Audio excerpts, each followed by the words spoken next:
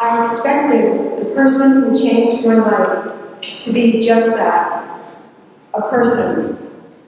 Years down the road, when people asked me who had the biggest influence on my life, I would be able to respond with my grandmother, or my parents, or my teacher. No, that would be too simple.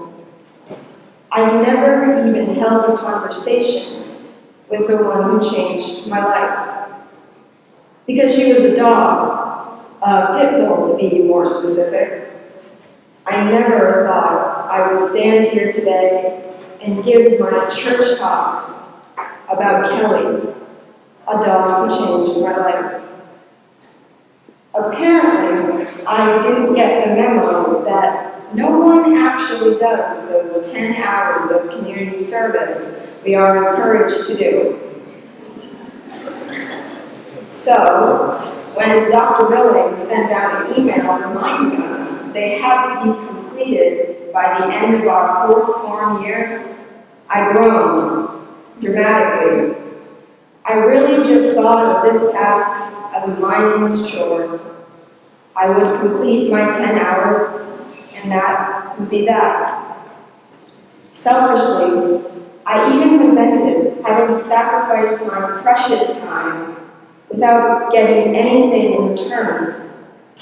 Honestly, I just wanted to get it over with. So, nonchalantly, I contacted the Quarterly for Animals in Middletown. Figuring if I absolutely had to do this, I might as well get to play with some puppies along the way. The volunteer coordinator said they needed help with morning kennel cleanings, which I still was not all too enthused about, but I signed up for the week. On day 1, I met Kelly, who was in her kennel, sitting on top of her crate, perched like a bird. Then, everything happened really fast. She caught sight of me and threw herself to the ground.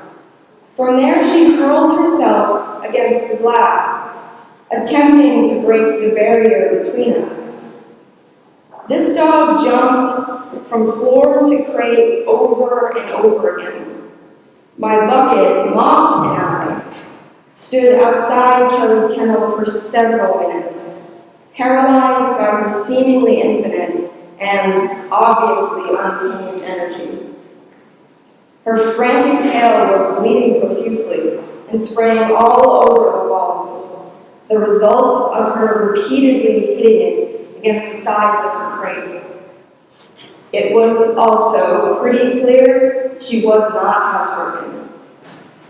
Kelly definitely was not the cute little puppy I had hoped to encounter, but was rather a full-sized, full-strength white pit bull, a breed known for its brute power and aggression.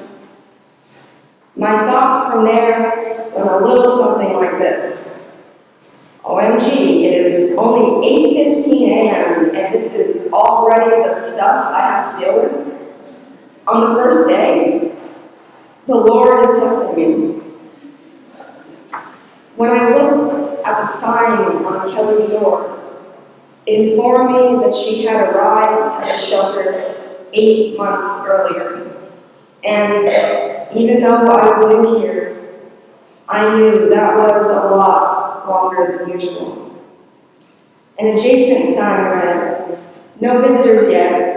I still need a bit of training before I'm ready to find my forever home."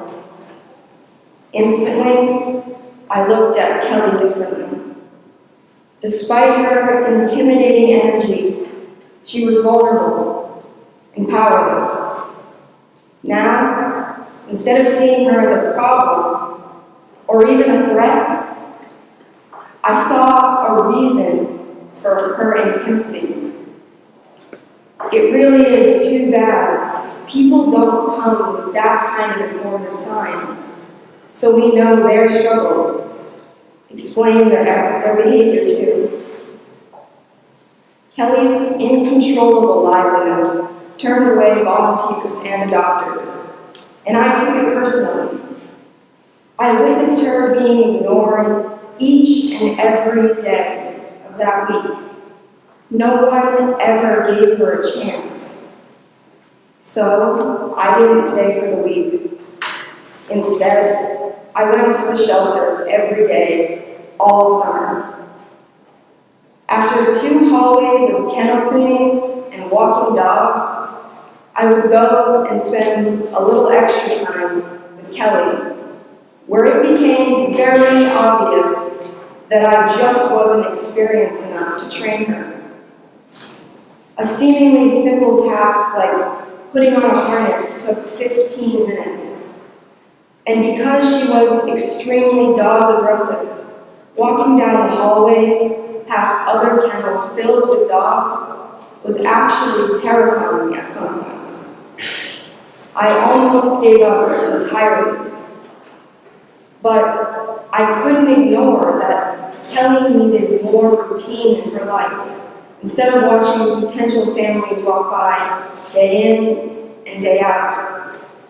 So, unable to turn away, I became a certified dog trainer. I went to classes at the Potter League with Kelly, learning right alongside her.